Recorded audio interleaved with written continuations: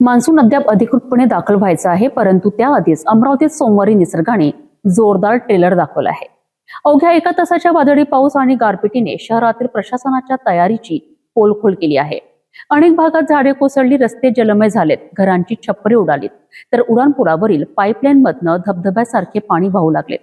नागरिकांना त्रास सहन करावा लागला आणि मनपाच्या आपत्कालीन यंत्रणेला युद्ध पातळीवर कामाला लागावे लागले.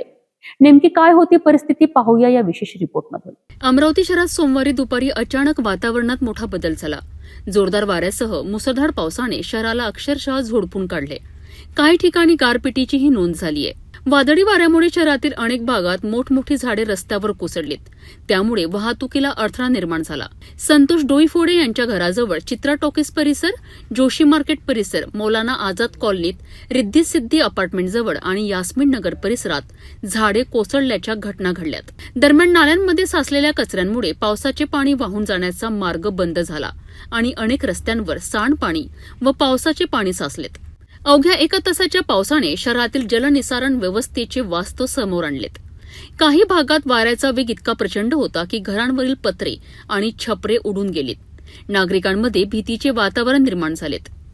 इरविन ते राजकमल उड्डाणपुलाजवळील मालवीय चौक परिसरात पाईपलाईनमधून मोठ्या प्रमाणात गळती सुरू झाली. पुलाखालून धबधब्यासारखी पाण्याची धार वाहताना दिसली. विशेष म्हणजे काही महिन्यांपूर्वीच या पाईपलाईनची दुरुस्ती करण्यात आली होती. तरीही पावसाच्या पहिल्याच फटक्यात व्यवस्थेतील त्रुटी समोर आल्यात. राजापेठ उड्डाणपुलावरील अनेक पाईपलाईनची स्थितीही अत्यंत खराब असल्याचे पुन्हा एकदा स्पष्ट झालेत. मनपाच्या आपत्कालीन यंत्रणेने तातडीने घटनास्थळी धाव घेत पडलेली झाडे हटवण्याचे काम सुरू केलेत.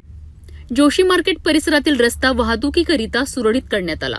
याच दरम्यान शनी मंदिराजवळील विहिरीत पडलेल्या एका जिवंत बकरीलाही मनपा कर्मचाऱ्यांनी सुरक्षितपणे बाहेर काढून तिचा जीव वाचविला. मान्सून सुरू होण्याआधीच झालेल्या या वादळी पावसाने प्रशासनाला स्पष्ट इशारा दिला आहे. मोठे नाले, लहान गटारे, पाईपलाईन आणि जलनिसारण व्यवस्थेची तातडीने दुरुस्ती झाली नाही तर येत्या पावसाळ्यात शहराला मोठ्या संकटाचा सामना करावा लागू शकतो. मान्सूनच्या आगमनापूर्वीच अमरावतीत झालेल्या या वादळी पावसाने प्रशासनाच्या तयारीवर अनेक प्रश्नचिन्हे निर्माण केली आहेत. अजूनही वेळ गेलेली नाही. नाले सफाई, पाईपलाईन दुरुस्ती आणि आपत्कालीन यंत्रणेची सज्जता वाढवणे अत्यावश्यक आहे. अन्यथा आगामी पावसाळ्यात नागरिकांना मोठ्या अडचणींचा सामना करावा लागू शकतो.